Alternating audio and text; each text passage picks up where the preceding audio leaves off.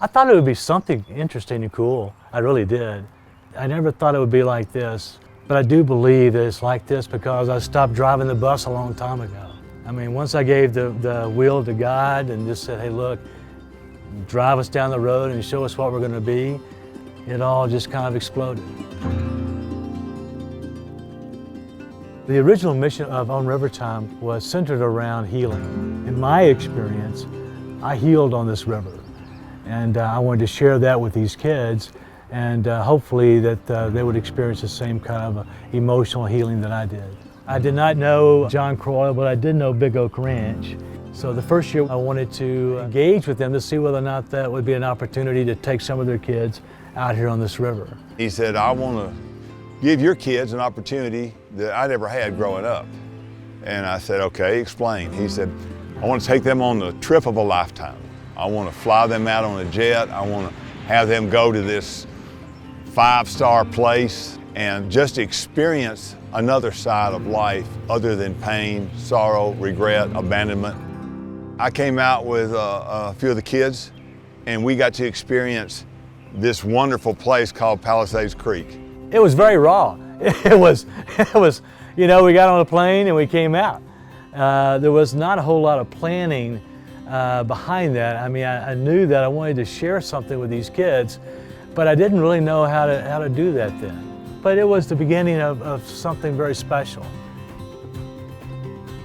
What was 2 or 3 kids to begin with is now 15, 20, 30 at a session, but they've not lost sight of the individual child. Sure, there are more children, but the individualness has not disappeared, and everybody gets treated special. And to be treated special once in your life, you're blessed.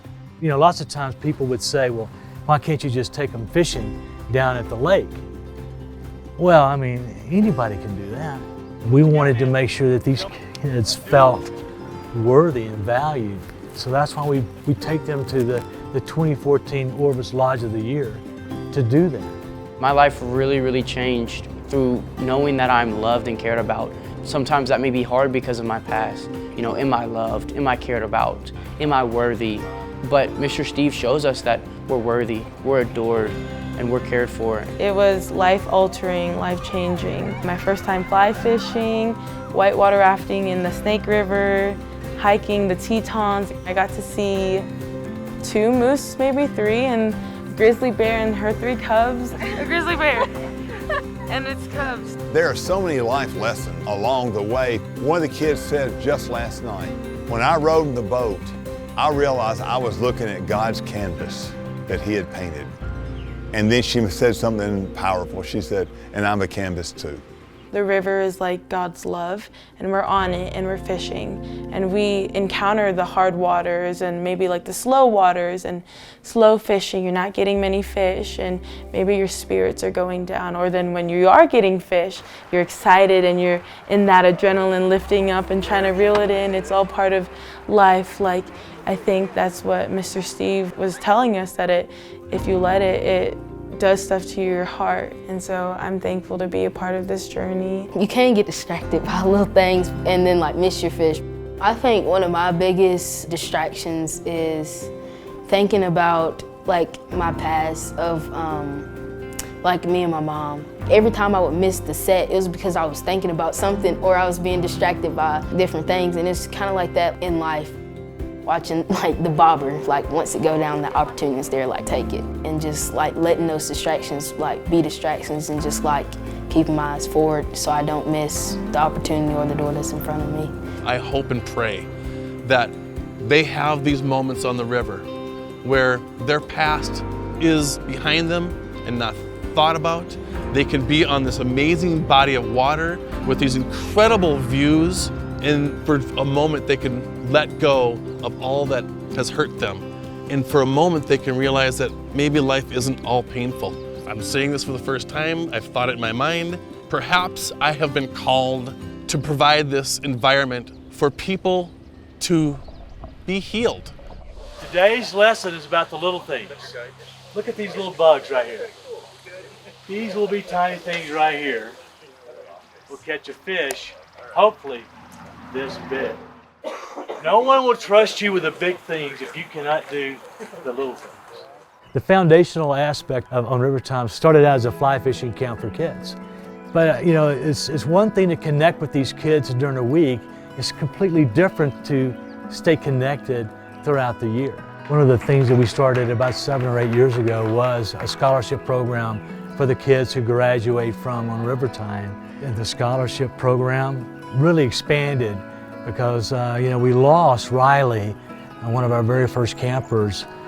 He was one of the Marines in Afghanistan during the evacuation that was killed, one of the 13. And so shortly after that, we created a scholarship in his name and to honor an additional child in a much bigger way. Riley left behind a lot of good memories, and he helped us put the foundation into how we can provide an experience for young children of neglect and abuse and maybe affect them in a positive way. It's a big deal. If you look at my story, then you will see how good the Lord is to us. It doesn't make sense that I'm here, that I am getting supported to go eventually to a D1 major school. And if I would have think back my 3rd grade self, I would not have said that. I would have been lucky to graduate high school. And because of organizations like this and Still Creek and other children's homes, I'm able to say that I will have a good life. And so all thanks to the Lord, but thanks to Mr. Steve for answering his call and doing what he does.